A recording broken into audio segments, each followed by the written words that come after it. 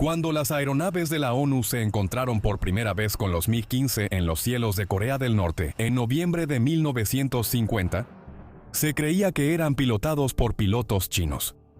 No fue sino hasta la primavera de 1951 que se interceptaron comunicaciones de radio en idioma ruso, y la verdadera identidad de los pilotos de MiG se hizo evidente. La Fuerza Aérea del Ejército Popular de Liberación de China era un servicio muy joven e inexperto en ese momento, y no era capaz de enfrentarse al poder aéreo estadounidense experimentado a ese nivel. Este servicio se estableció formalmente en noviembre de 1949, mientras que la primera unidad aérea organizada del ejército comenzó a operar en julio del mismo año, utilizando Mustangs capturados de las fuerzas nacionalistas chinas. El desarrollo adicional de la Fuerza Aérea se lograría con la ayuda de la Unión Soviética, que primero accedió a suministrar aviones de hélice, como los cazas Lavochkin, la 9 y la 11, o los bombarderos Tupolev II, y proporcionar entrenamiento para los pilotos. La primera unidad china, que incluía cazas a reacción, fue la Cuarta Brigada de Aviación Mixta, que iba a operar 38 MiG-15, y se estableció en junio de 1950. Pero la unidad, y de hecho, toda la Fuerza Aérea estaba lejos de ser operativa cuando China decidió intervenir en la Guerra de Corea. La Unión Soviética proporcionaría los cazas para enfrentar a las aeronaves de la ONU y entrenaría a los pilotos chinos al mismo tiempo. En noviembre de 1950, la Fuerza Aérea China tenía 2 divisiones de cazas, un regimiento de bombarderos y un regimiento de ataque, con un total de aproximadamente 200 aviones de combate. La mayoría de los pilotos de MiG apenas habían comenzado a volar solos, y ninguno de ellos, incluidos sus comandantes, tenía experiencia en combate aéreo.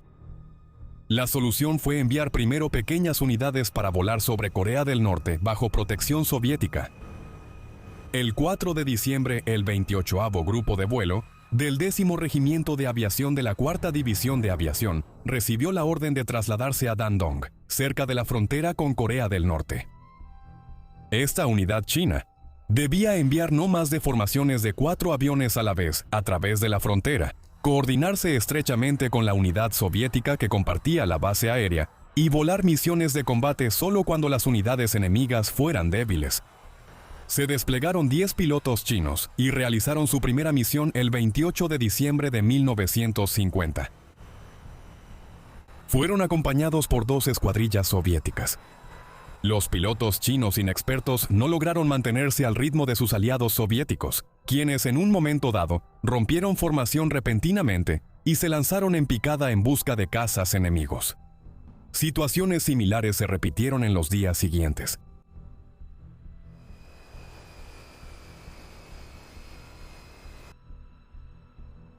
A principios de 1951, se observó una reducción en la actividad aérea estadounidense, y 2 grupos aéreos chinos más se unieron al primero en Dandong el 17 de enero. Los pilotos chinos se encontraron con el enemigo por primera vez el 21 de enero. 6 MiG-15 chinos y 8 soviéticos se encontraron con 4 F-80 y 4 que estaban bombardeando en picada el puente del río Chongchong. Las fuentes no se ponen de acuerdo exactamente sobre lo que sucedió después. El líder del grupo, Li Han, afirmó haber dañado o derribado un Thunderjet.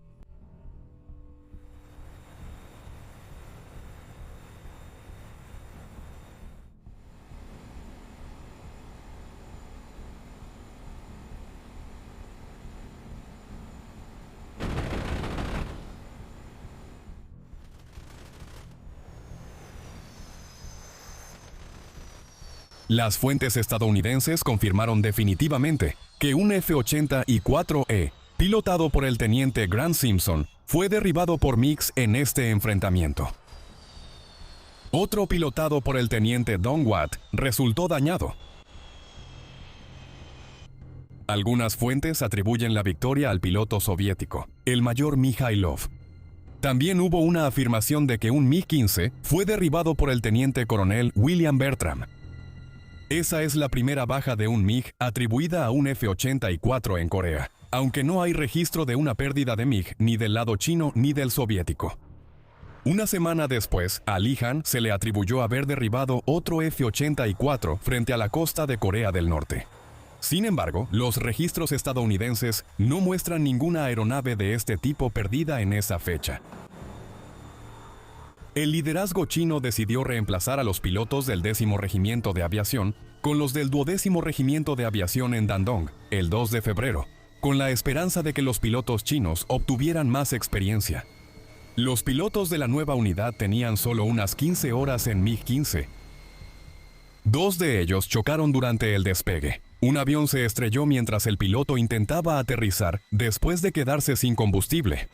El 12º Regimiento de Aviación fue retirado a principios de marzo. Los pilotos chinos claramente necesitaban más entrenamiento, y durante los siguientes 6 meses, toda la responsabilidad de las operaciones aéreas recayó en los pilotos soviéticos.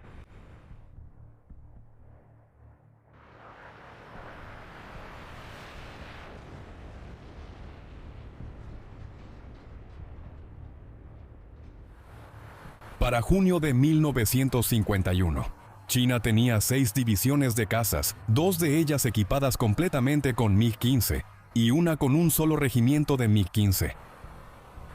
En septiembre, una de las divisiones, la 4ª, recibió la orden de desplegarse en el aeródromo de Longtoe con sus 55 MiG-15. Aunque todavía bajo control soviético, los pilotos chinos ahora volarían misiones independientes. Debido a su falta de experiencia, los soviéticos los asignarían a atacar formaciones de cazabombarderos. El 25 de septiembre despegaron 16 MiG-15, junto con algunos cazas soviéticos para interceptar a un grupo de 30 F-80 Shooting Stars, escoltados por 20 sabres.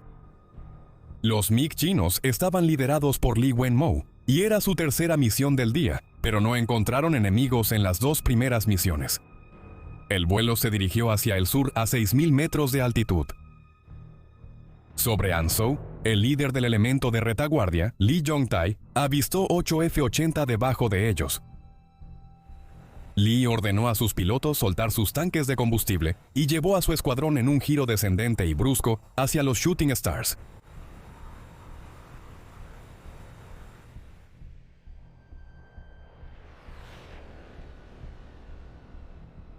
Pero su viraje fue demasiado amplio y no pudieron atacar a las aeronaves estadounidenses, que se dispersaron.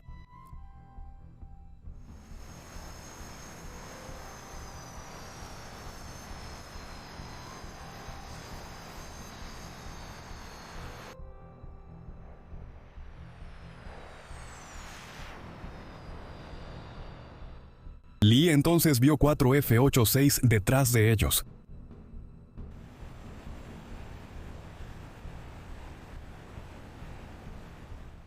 Sintió que su avión vibraba por los impactos de las ametralladoras. Lee comenzó a ascender, y aunque fue alcanzado una vez más, pudo escapar de los sabres y finalmente aterrizar con más de 30 agujeros en el fuselaje.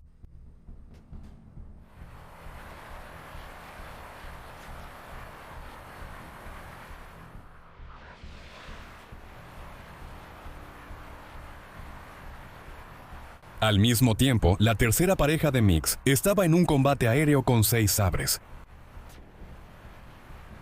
El numeral se separó del líder y pudo abrir fuego contra uno de los cazas enemigos.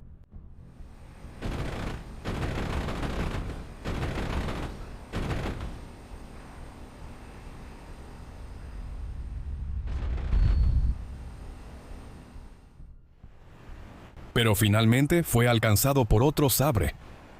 El piloto chino intentó eyectarse, pero su altitud era demasiado baja y murió. Se le atribuyó haber derribado un sabre, pero los registros estadounidenses solo muestran un sabre dañado y ninguna pérdida. La naturaleza de la confirmación china de derribos no está clara. La Fuerza Aérea del Ejército Popular de Liberación envió un telegrama elogiando a Lee y a sus pilotos como, cito, pilotos inexpertos que valientemente se enfrentaron a más de 100 aviones enemigos y ganaron la batalla. Fin de la cita. El 26 y 27 de septiembre, los pilotos de la 4ª División libraron 2 grandes batallas contra aviones enemigos.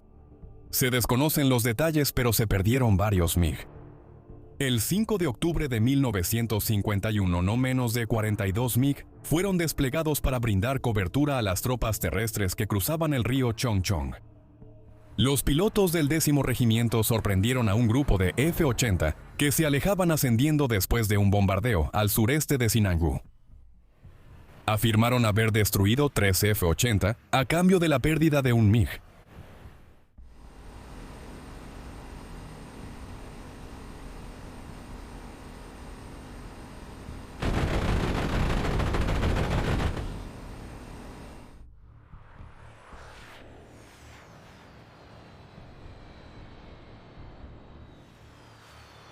La base de datos de pérdidas aéreas de la Guerra de Corea no muestra ninguna aeronave de la ONU perdida por MiGs en esa fecha. El 10 de octubre a un piloto chino se le acreditaron 2 victorias. Hua Longyi y su segundo grupo de vuelo despegaron a las 3:30 p.m. para ayudar a otros MiGs que combatían sobre Anzhou. Mientras se dirigían al sur, Hua Longyi vio 4 F-84 más abajo, volando hacia el Mar Amarillo.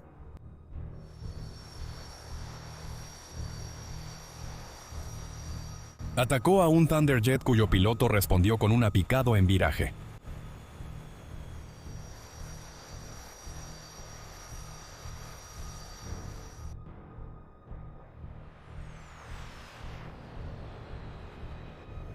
Hua lo alcanzó y volvió a disparar.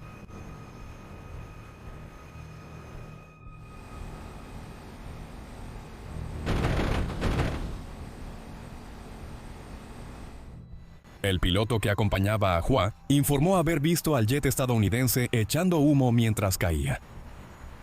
Luego, Hua atacó al piloto que acompañaba al Thunderjet, persiguiéndolo hasta los 900 metros de altitud. Abrió fuego, lo que nuevamente resultó en que la aeronave enemiga echara humo y se precipitara hacia el suelo.